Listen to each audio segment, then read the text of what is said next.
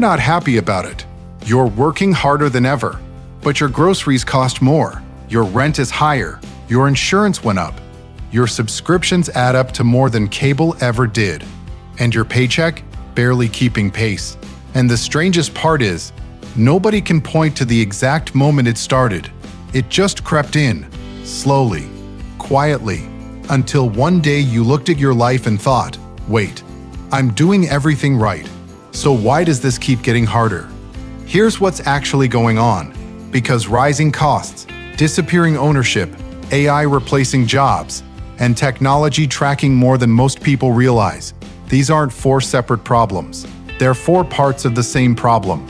And once you see the full picture, you'll understand exactly why so many Americans are starting to feel like something has gone seriously wrong. Let's start where most people feel it first.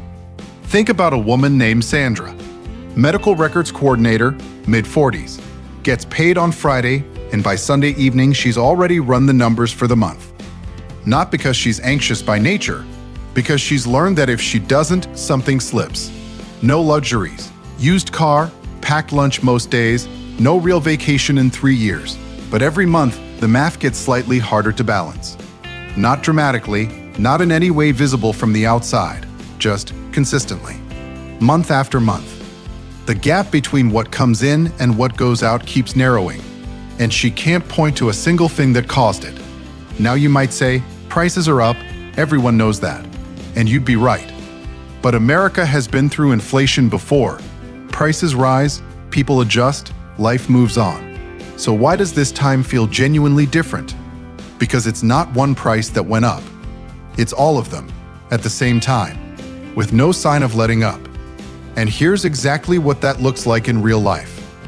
Your electric bill is about $30 higher than it was 2 years ago. Not a crisis. Groceries cost an extra $40 or $50 a month.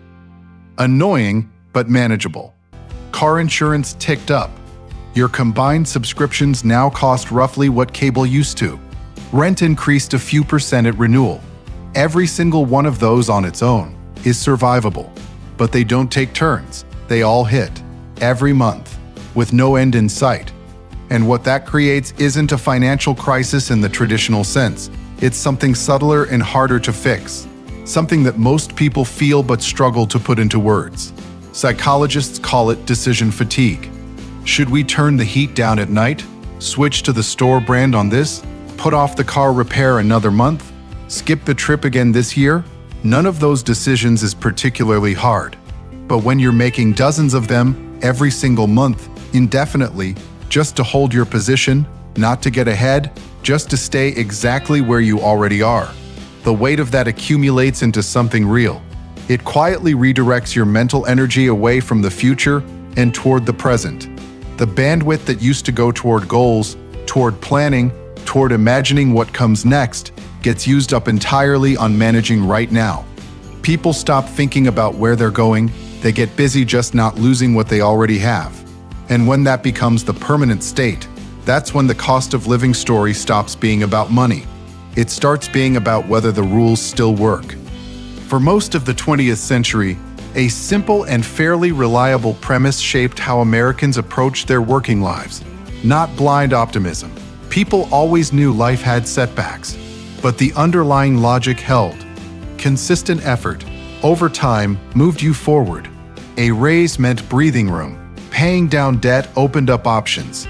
Staying committed to something built towards something. Progress was incremental, but it was directional.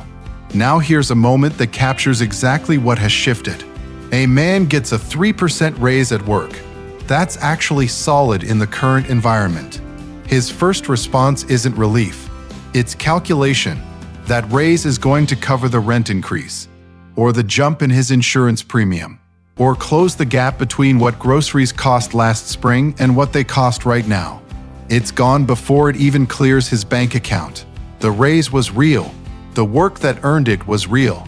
But the sense of moving forward that it was supposed to create, that part is becoming harder and harder to feel. And this is the moment the economic story quietly becomes a psychological one. Because here's something most economic coverage doesn't talk about. Economies don't just run on transactions. They run on belief. People save because they believe it'll matter later. They accept lower pay today because they believe the trajectory is pointing upward. They sacrifice now because they trust that tomorrow will be worth it. All of that behavior, the productive behavior that actually keeps an economy healthy, depends on one underlying assumption holding steady: that what you put in still roughly determines what you get back. When that assumption starts to feel shaky, everything downstream changes, not overnight, not loudly, but measurably and in ways that are hard to reverse. Now let's talk about something most people haven't fully registered yet, because it's been happening gradually and the shift has been dressed up to look like progress. It's about ownership, or more precisely, whether you actually own what you think you own. For decades, the transaction was clean and simple. You paid, you owned it, end of story. Buy software, it lives on your computer for years. Buy a car, it's yours. Buy a television, plug it in, it works. The moment money changed hands, control transferred from the seller to the buyer completely. That was the foundation of the consumer economy, as most people understood it. But then companies started asking a different question. Not, how do we build something worth buying? But, how do we keep generating revenue after the sale is already done? How do we maintain a financial relationship with a customer who's already paid and walked out of the store? The answer they landed on has quietly reshaped the entire way products and services work. Subscriptions, at first, made genuine sense. Software needed continuous updates. Streaming services added new content weekly. Cloud infrastructure had to stay running around the clock. In those cases, recurring payments reflected real ongoing value being delivered. But then the model didn't stay where it started. Cars began shipping with hardware already physically installed. Heated seats, advanced safety systems, premium audio. But some of those features only activated if the owner paid a separate monthly fee. Home security cameras started storing footage exclusively through paid cloud plans. Smart locks and thermostats began requiring manufacturer accounts to function properly. Some new apartment buildings replaced physical keys entirely with app-based entry systems managed by third-party software companies. Each of these has a reasonable explanation. Updates keep systems secure. Cloud storage keeps data accessible. Digital management reduces operational costs. But here's the question those explanations don't answer. After you've paid for something, what do you actually own? The car, or the right to access certain features of the car? The apartment, or permission to enter through a platform that controls the door? The device, or a license to use the ecosystem that makes it work? For decades, ownership meant control. Increasingly, those two things are no longer the same. Here's the consequence worth sitting with. In the old model, you buy something. The seller is done with you. Control transfers completely. The relationship ends at the register. In the new model, that relationship never quite ends. The company stays present in the background as a permanent condition of your ability to use what you've already paid for. Their servers, their terms of service, their pricing decisions next year. They follow you home. From a business perspective, this is completely rational. Recurring revenue is more predictable, more stable, and more attractive to investors than one-time sales. There's no hidden agenda here. It's just a model. But the effect on the person on the other side of that transaction is real, regardless of the intent behind it. The old question was simple: can I afford to buy this? The new question, the one quietly gaining ground, is after I've paid for it, does it actually belong to me? When ownership becomes access, what changes isn't just how companies make money. What changes is where control lives. Now here's where the technology piece enters. And this is where everything in this video starts connecting in a way most people haven't thought all the way through. A man named Thomas is driving to a job site early one morning. Both hands on the wheel, eyes forward. Then the center console chimes softly and a message appears on the screen. Eyes forward. Distraction detected. He wasn't distracted. His hands hadn't moved and his eyes hadn't left the road. But his car was watching him. And it registered something about where his gaze had briefly drifted before he'd even consciously noticed it himself. He drives the rest of the way in silence. sitting with one question he can't shake. How does it know that? That kind of moment is becoming increasingly ordinary. Not dramatic, not alarming in any single instance.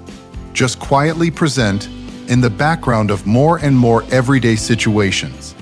And the answer to Thomas's question tells you something important about how the modern world actually works now. Traffic systems log license plates automatically. Customer service calls are analyzed for tone and content, not just recorded. Smart speakers process voice patterns on an ongoing basis. Fitness trackers follow sleep cycles, resting heart rate, and movement throughout the day. In many American cities, a person can travel several miles without ever leaving a camera's frame. Social media platforms build detailed behavioral profiles based not just on what you click, but on how long you pause before scrolling past something. Each of these has a stated purpose. Some are genuinely useful. Some make real things safer or more convenient. That part is true. But here's what changes when you stop evaluating each one in isolation. A single data point tells you almost nothing. Someone was near a pharmacy on a Tuesday afternoon. Completely meaningless on its own, but combine that with purchasing patterns, location history, search behavior, demographic information, and social signals collected over months, and something qualitatively different emerges. Not just a record of what someone did, a model that can predict what they're likely to do next. That's where artificial intelligence actually begins, not in a distant server farm running mysterious calculations. It starts here, with the accumulation of signals from millions of ordinary interactions collected by the systems that now run quietly through daily life. Without that data, AI cannot learn. It cannot identify patterns. It cannot generate predictions that are worth anything. The cameras, the sensors, the apps, the devices, they're not the intelligence. They're the nervous system that feeds it. And this creates a genuine paradox at the center of modern technology that almost nobody talks about directly. These systems were built to give people more control over their lives, better navigation, smarter recommendations, faster access to what they need. And in many real ways, they deliver on that promise. But to get better at helping you, they need to understand you more deeply. And to understand you more deeply, they need more of your data. More data means more observation. And more observation means the relationship between you and the technology is no longer quite as one-directional as it first appeared. People aren't alarmed by a single camera on a street corner. What's harder to articulate, but increasingly felt, is something larger, that they exist inside a system that is becoming exceptionally good at knowing them. Their patterns, their habits, their preferences, their vulnerabilities, in ways they can't fully see, audit, or step outside of. Not because any one piece of it is dangerous in isolation, but because together, the picture it builds is very detailed and very permanent. If this video is helping you see the bigger picture, what part of this have you noticed most in your own life? Drop it in the comments. And then there's what's happening to work, which may be the quietest shift of all, precisely because it doesn't look like a shift from the outside. A mid-sized logistics company invested this year in an AI operations platform. It handles route optimization, inventory forecasting, scheduling, and a large portion of customer communications. The company is performing well. Revenue is up. No layoffs are planned or expected. But this year, when 2 coordinators retired and a customer service rep left for another position, none of those 3 roles were refilled. The work is still getting done. The business is running smoothly. The remaining team has found it manageable, even with fewer people. 3 positions simply never opened. No announcement, no press release, no single moment anyone could point to, just doors that were never unlocked. And this is exactly why. The standard way people talk about AI and employment misses the more important question. Everyone asks, how many jobs will automation eliminate? But that may actually be the smaller question. The larger one is this: what happens to the value of human labor when companies can consistently generate the same output with fewer people? Because here's what it looks like from the inside. People don't necessarily get fired. Wages don't necessarily drop overnight. The employee who shows up Monday morning still has their job, but the leverage they once had, the bargaining power that comes from being genuinely needed, quietly erodes. When a company can afford to take longer filling a role, be more selective, and resist wage pressure more easily, none of that generates a news story. None of it shows up in a headline. But the cumulative effect across enough industries and enough years reshapes the balance of power between workers and the organizations that employ them. Here's the deeper irony that makes this particularly difficult to address. AI is being developed specifically to increase productivity, and it delivers on that. Output goes up, efficiency improves, the gains are real and measurable. But increased productivity doesn't automatically flow back to the people doing the work. It flows to whoever owns and controls the system that generated it. For most of the 20th century, workers with valuable skills had genuine leverage. If a company needed something specific that was hard to find, the people who had it could negotiate wages, conditions, career advancement. The scarcity of certain human capabilities created real economic power for the individuals who possessed them. That was the logic behind every career path, behind every degree, behind the whole idea of getting better at something over time. Now consider what changes when technology can perform or assist with a growing portion of those same skills. The scarcity shifts, and with it, quietly, systematically, so does the leverage. History suggests that major technological transitions eventually create new kinds of work. That's probably true this time as well. The concern isn't the long-term destination. The concern is who carries the weight of the transition while it's actually happening. Now step back for a moment, because this is where the individual pieces become a single coherent picture. Rising costs outpacing wages, ownership gradually replaced by access, technology observing and modeling behavior at a scale most people haven't fully registered, AI quietly compressing the demand for human labor. These aren't four unrelated trends running in parallel. They share a structural pattern. And when you see it clearly, the direction is specific. In every case, control is consolidating, slowly, across multiple parts of life, all at once.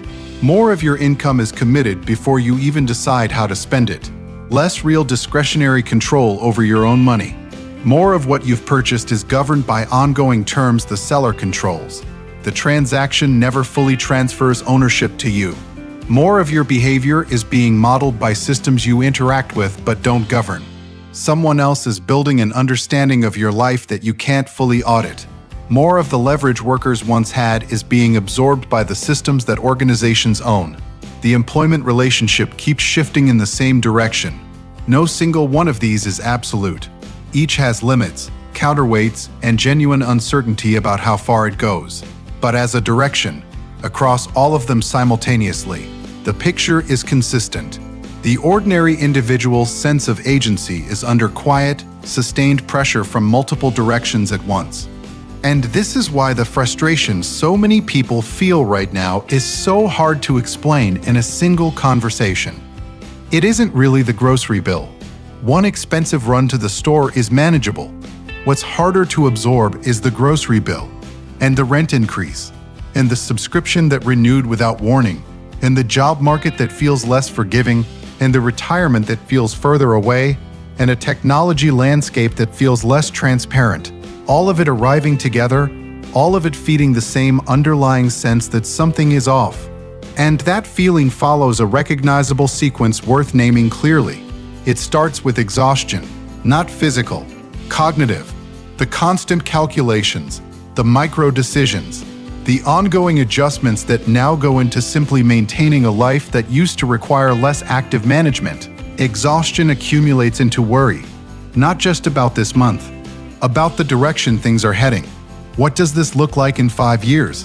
What does it mean for the people coming after us? Worry held long enough without any real relief becomes something quieter and harder to name, a slow weakening of faith, not in any specific person or institution, in the underlying premise itself, that discipline and patience still lead somewhere, that the rules people built their lives around still hold. And when that faith weakens, when people begin to feel that their choices don't meaningfully alter what's happening to them, something else eventually surfaces. From the outside, it tends to look like anger, but it isn't quite that. What it actually is, more precisely, is grief. The grief of losing a version of the future that felt earned, that felt like a fair return on what had been invested. 3 moments that capture this. A woman in her early 30s has been saving toward a down payment for 4 years. Disciplined and consistent, never missed a month. 6 months ago, she sat down and ran the real numbers and found that she's actually further from that goal today than when she started. Despite 4 years of uninterrupted effort, she hasn't stopped saving. But something in the way she looks at the future has quietly shifted. A couple in their late 50s thought this stage of life would feel different. Not wealthy, not retired yet, but settled. Instead, they're tracking every expense with the same attention they gave their 30s. They recalculate the retirement timeline every time insurance costs change. The question they can't stop sitting with isn't whether retirement is possible. It's when they stopped being able to plan for it with any real confidence. A young father drives past a neighborhood he always assumed he'd eventually live in. He still believes he'll get there. He just no longer knows when or if. 3 people, 3 completely different stages of life. One shared emotional state, not despair, something quieter and in some ways harder to address. Doubt. And here's why that matters far beyond any individual story. Economies don't run on money alone. They run on expectation. People invest, start businesses, take night classes, accept lower pay today because they believe the trajectory is pointing upward. All of it depends on one belief holding steady. That effort and outcome are still connected. That what you put in still shapes what you get back. When that belief is intact, people tolerate sacrifice. They take calculated risks. They build things. They make long-term plans because long-term plans feel worth making. When it starts to crack, all of that behavior changes. Not all at once, not dramatically, but measurably. People become more cautious. They defer the big decisions. They reduce their exposure to risk. Young people spend more time anxious about the future and less time actively investing in it. The invisible infrastructure underneath ambition, innovation, and social cohesion starts to quietly thin. And that slow contraction, across millions of people each making slightly more cautious choices than they would have made 5 or 10 years ago, has consequences that don't fit neatly into any single data point. So, where does all of this actually lead? Honestly, no one knows with certainty. Maybe AI generates a new wave of industries that absorbs the displacement currently underway. That's happened before. The Industrial Revolution was genuinely brutal in its transition period and genuinely transformative across the longer arc. The same pattern may hold this time. Maybe housing markets correct. They have before. Maybe the terms of the data economy become more transparent, more regulated, more genuinely negotiable for ordinary people. All of that is possible. None of it is guaranteed. And the people living through the transition right now don't have the luxury of waiting to find out how the longer arc resolves. There's a concept in psychology about what happens when people feel that their outcomes are no longer meaningfully shaped by their own choices. When effort and result become decoupled. Research consistently finds that humans can tolerate serious difficulty when they believe their actions can change what happens next. What causes the deepest and most lasting damage isn't the struggle itself. It's the feeling that struggling doesn't matter. That's a qualitatively different experience from inflation, different from any single economic variable. It's the experience of living inside a system that feels increasingly responsive to forces other than the decisions of the people inside it. And that's the real question sitting underneath everything we've covered in this video. Not whether prices will keep rising, not how quickly AI will advance, not how far data collection will eventually reach. Those are real and serious questions. But the deeper question is simpler and harder. Do people in America still believe the future is something they are building? Or does it feel, more and more, like something being built around them, without them? If this changed how you see things, or confirmed something you've been feeling for a while, hitting like takes 2 seconds, and it helps more people find this. That question won't be settled in any legislation. It won't be resolved by any single company's decision or any particular election outcome. It will be answered in the quiet aggregate of how millions of ordinary people respond to it in their own lives, in whether they still feel like participants in what's coming or subjects of it. A society isn't measured only by the size of its economy or the sophistication of its technology. It's measured by how the people living inside it feel about their own future. And if more and more people feel they're working harder while moving less, owning less, controlling less, and trusting less, then the frustration building quietly beneath the surface of American life isn't a reaction to any single event. It's a response to a direction. Recognizing that direction clearly, without panic, without fatalism, but with open eyes, is where any honest conversation about what comes next has to begin. The pattern is visible now. What part of this resonated most with you? Tell me in the comments. I want to know what